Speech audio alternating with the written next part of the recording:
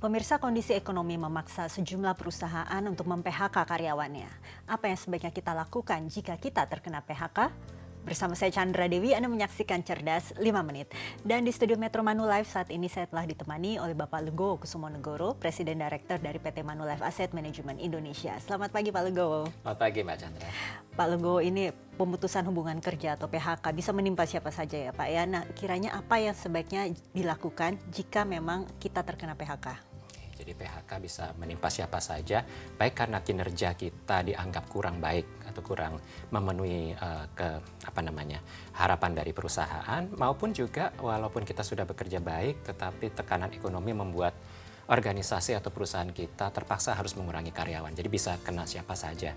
Jadi kalau kita kena PHK ya terimalah ini sebagai bagian dari perjalanan hidup yang memang harus kita lalui, kita harus syukuri, jangan kemudian kita berpasrah diri menerima nasib, tapi kita harus bangkit, berpikir secara positif dan kemudian usaha lagi gitu, apa yang bisa kita lakukan. Jadi nomor satu adalah jangan patah semangat dan inilah saatnya untuk memanfaatkan apa yang disebut selama ini sebagai dana darurat. Kita selalu bilang kalau cerdas finansial jangan lupa harus menyiapkan dana darurat paling enggak 6 bulan untuk bisa memenuhi 6 bulan kebutuhan kita gitu.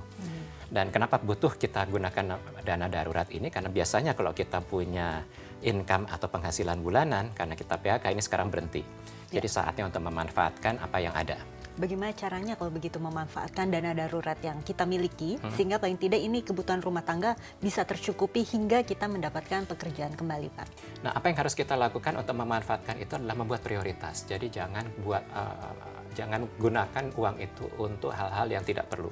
Prioritas ya pendidikan anak itu nomor satu, kemudian kesehatan karena biasanya kalau di kantor kita mendapat fasilitas asuransi kesehatan, rumah sakit itu sekarang berhenti.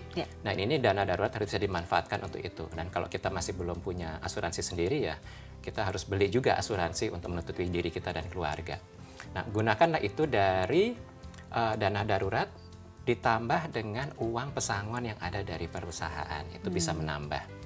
Dan itu paling tidak harus mencukupi gaya hidup kita selama 6 bulan.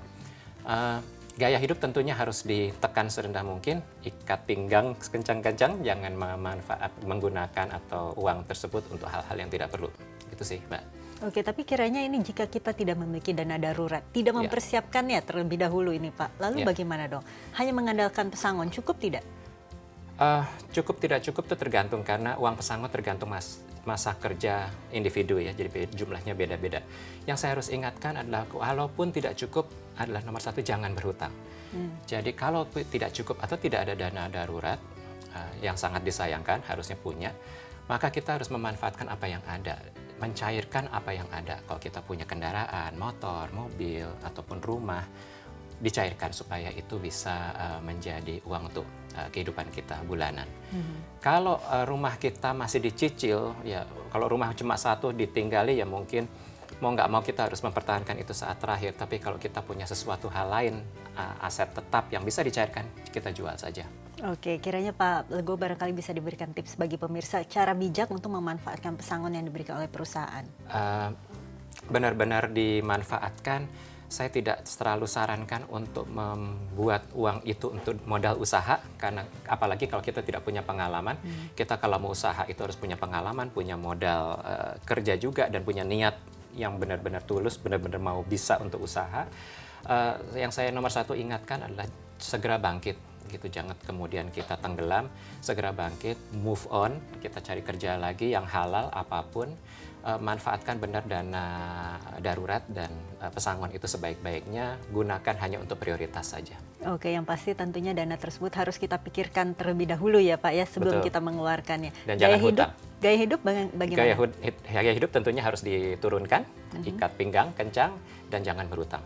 Baiklah, terima kasih Pak Legowo atas informasinya. Baik. Dan pemirsa, demikianlah Cerdas 5 Menit Cerdas Finansial untuk episode kali ini. Saya Chandra Dewi, terima kasih dan sampai jumpa. Dipersembahkan oleh